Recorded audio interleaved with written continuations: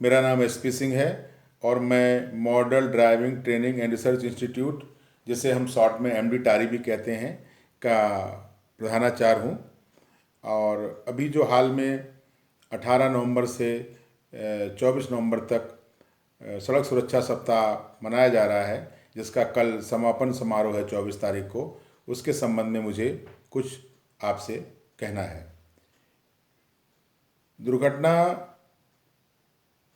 के लिए जो रोड सेफ्टी है उसके पालन करना बहुत ज़रूरी है, दुर्घटनाओं को अवॉइड करने के लिए। रोड सेफ्टी है क्या? रोड सेफ्टी को हम दो पार्ट में बांट सकते हैं। एक है इंफ्रास्ट्रक्चर, जिसमें हम रोड का कंस्ट्रक्शन, रोड का लेआउट, और इसमें हम रेगुलेटरी प्रोविजंस को भी रख सकते हैं, क्योंकि वो सब फिक्स हैं और उनमें उनके अनुसार ही हमें दंड मिलना होता है अगर हम उनका वायलेशन करते हैं। दूसरे हो गए रोड यूजर्स, हम और आप।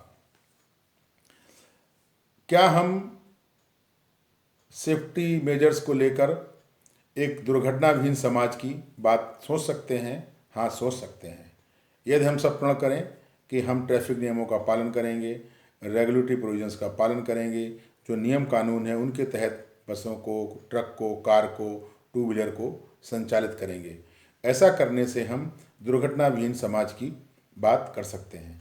लेकिन इसका एक बड़ा दुखद पहलू है।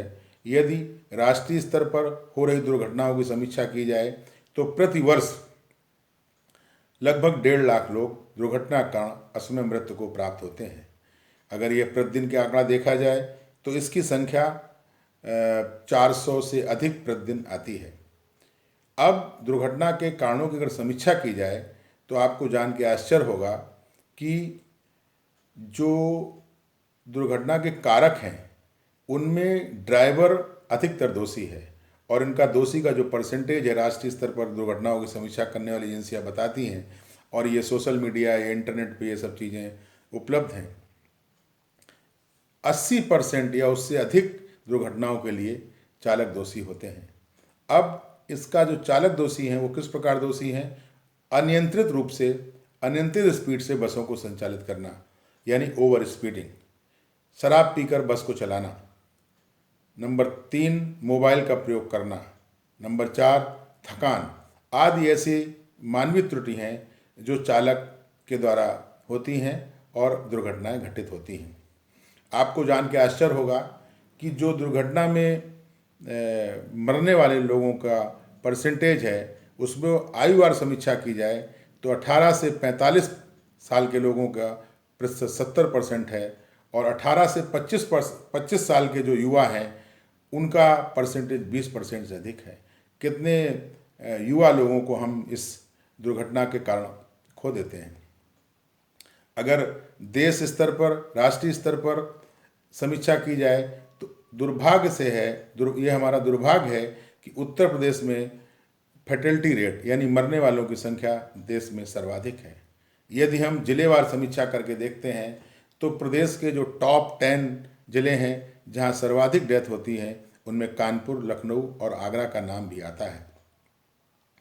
दुर्घटनाओं को कमी करने के लिए हमें जन जागरण चलाना जरूरी है, जो 18 से 24 तक चल रहा है। हमें सावधान रहना है और हमें ट्रैफिक रूल्स का पालन करना है। इसीलिए अभी हाल में पिछले वर्ष 2019 में पुराने मोटर व्हीकल एक्ट को में बड़े स्तर पर अमेंडमेंट किया गया है, और उसमें जो दंडात्मक प्रावधान हैं उनको बहुत कठोर किया गया है। जैसे कि पहले जो दंड थे उनमें इमरजेंसी वाहनों को, जिसमें एम्बुलेंस आती हैं, उनको रास्ता ना देने पर कोई दंड का प्रावधान नहीं था, जिससे अब 10,000 कर दिया गया है। माइनर द्वारा दुर्घटना करने पर कोई माइनर द्वारा वाहन को चलाने पर कोई दंड नहीं था, जिसे अब बढ़ाकर 25,000 कर दिया गया है। लेकिन ये दंड और ये सारे प्रोविजन तभी मान्य होंगे जब हम ये स्वीकार करें कि हमें बदलना है। हमें इनको स्वीकार करना है कि हम बदलने के लिए तैयार हैं। कोई भी कानून बना दें, अगर शराब तो आपने पी है, अगर हेलमेट लगाने का कानून है और आप हेलमेट नहीं लगाएंगे तो दुर्घटना तो होनी है। आप अगर दुर्घटना हुई तो आपको डैमेज होना है। आपकी वाहन में सीट बेल्ट लगी हुई है, आप सीट बेल्ट नहीं लगा रहे हैं। आपको मना है कि शराब पी के बस नहीं चलानी है, ट्रक नहीं चलाना है, आप चला रहे हैं। मेरा आपसे अनुरोध है कि एक स्लोगन है, सावधानी हटी दुर्घटना घटी, सावधानी हटी दुर्घटना हटी। इसको अपने जीवन का अमूल्य अंग बना लें और सावधानी पूर्वक एक दुर्घटना रहित खुशहाल समाज की कल्पना करें। सावधानी हटी दुर्घटना हटी, इन्हीं शब्दों के साथ मैं अपनी बात समाप्त करता हूँ। नमस्कार, जय हिंद, जय भारत।